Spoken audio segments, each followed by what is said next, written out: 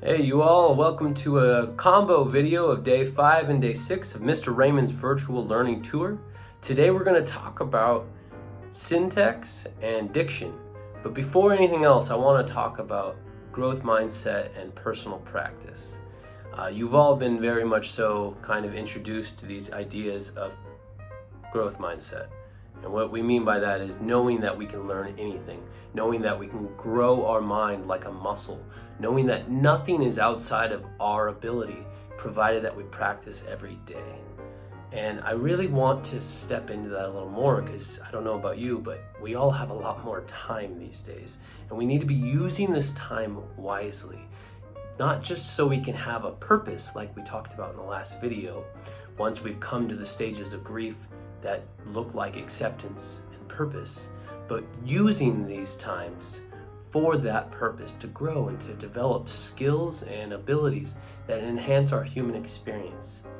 And what I want to tell you is whether you're dancing more or singing more or playing more guitar or maybe drawing or writing poetry, I think we're all writing more poetry, everything you do frequently enhances and becomes more proficient, if not more exemplary. By doing something every day, you get results. And I want to kind of explain that a little more. That's what we call personal practice, making something your own and making it a part of your daily life. By doing the same practice every morning, you get results that you want, but you don't have to think about it. So by having a routine, you develop these skills, but you don't even need to really stress on it. And when you do it over and over and over again, you get good at it, whatever it is. And when somebody gets good at something, it becomes easy for them to do. And when it's easy for them to do, it becomes a consistent thing because we like things that are easy. It's our natural state.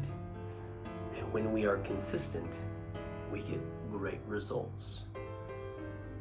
Does that make sense? So what you want to do is you want to just keep working at whatever it is.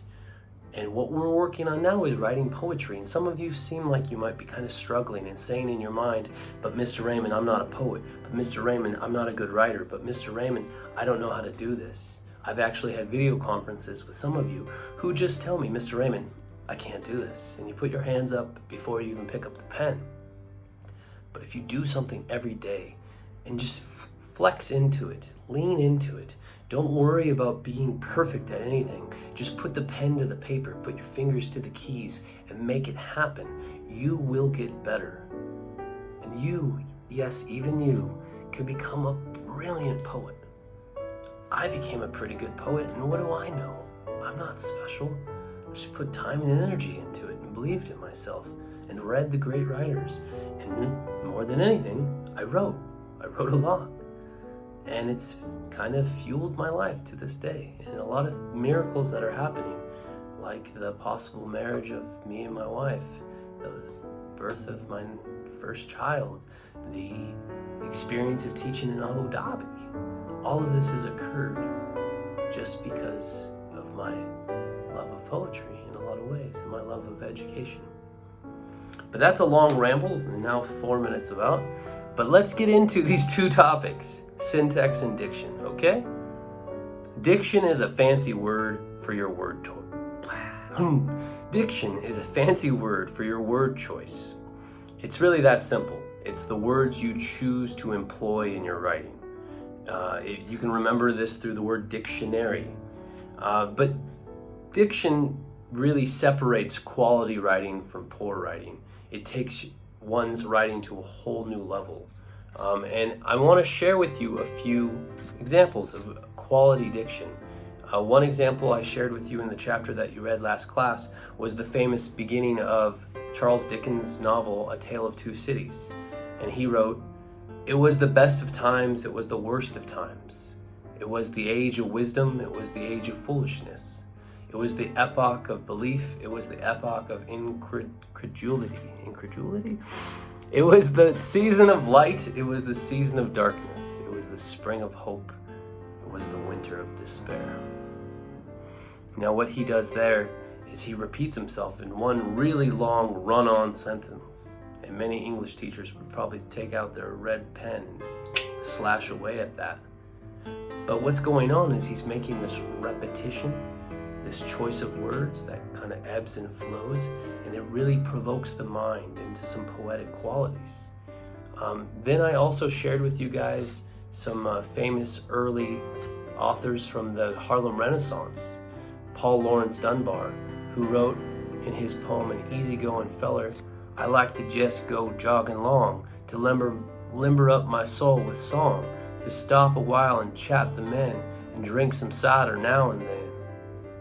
Now, what he was doing with his diction was providing an entirely different vocabulary and an entirely different sound of words that is far and away outside of the standard vocabulary of standardized poetry.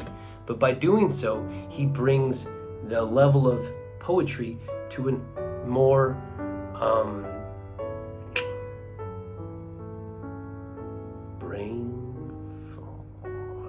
he brings it to an arena and an area of geography that maybe poetry didn't exist in or wasn't recognized in before. And by doing so, he allows people from that region, people from that socioeconomic circle, to have a voice and to be empowered. Or I also would love to share with you Elizabeth Barrett Browning's 43rd sonnet, in which she says, "I love thee with a love I seem to lose, with my lost saints. I love thee with the breath, smiles, tears of all my life, and if God choose, I shall but love thee better after death." Repetition, choice of words, creates quite a lot of poetry, doesn't it? And you can do this if you just practice it every day. Diction enables poets to enter age-old themes in new, revolutionary ways. And I know you can do it too, but let us go into syntax. Just like diction is a fancy word for word choice, syntax is a fancy word for the way you arrange those words, the actual arrangement of words within a sentence, the order of choices you make. Now, most languages dictate a certain simple formula. In English, as we spoke, it's subject, verb, object. Sultan hits the ball. Walima loves cookies. Sheikha hates math. Subject, verb, object. But once you step outside of standard syntax, you can play with it a lot. This is poetry. You can get weird. So you can say, "The ball Sultan hits." Kind of sounds like Yoda, or even Shakespeare. William Shakespeare, is one of the most famous poets of all time. And he was amazing at saying these kind of things. In Macbeth, he doesn't say, Macduff is one of the antagonists of the play, and he's going to surprise and attack Macbeth and his people. And he doesn't say, "I will surprise his castle." Oh, I screwed this all up. Macbeth is talking about surprising Macduff. All these Macs get me confused. Scottish folk. He says, "The castle of Macduff I will surprise." Just that simple switching in a Yoda-like way. You know, Yoda from Star Wars, of course. And then a lot of other uses of syntax are existing in poetry. Mr. Raymond has shared with you today some E.E. Cummings and a few of his own poems as well. And what you'll see is that just by switching an adjective and a noun, instead of saying the beautiful woman, you say the woman beautiful beyond belief. Or instead of saying the handsome man, you say the man handsomer than anything I've ever seen. Instead of saying the sky set down, or the sun set into a beautiful sky. What am I saying? The sun set in making the sky as beautiful as one could ever imagine. As beautiful as one could ever imagine, the sun set in the sky. Switching those little clauses. Just play with your words, mix and match them around, and realize that this is fun. There is no right answer. This is creative. This is crazy. This is confusing. This is helping you grow dynamically, so you can have that classically quoted, much loved and always talked about growth mindset, and become the brilliant writer and the brilliant thinker and the brilliant feeler of human thoughts and feelings that you are. Yeah? personal practice. Keep it up. Do it every day. And deuces, baby. I'll see y'all soon.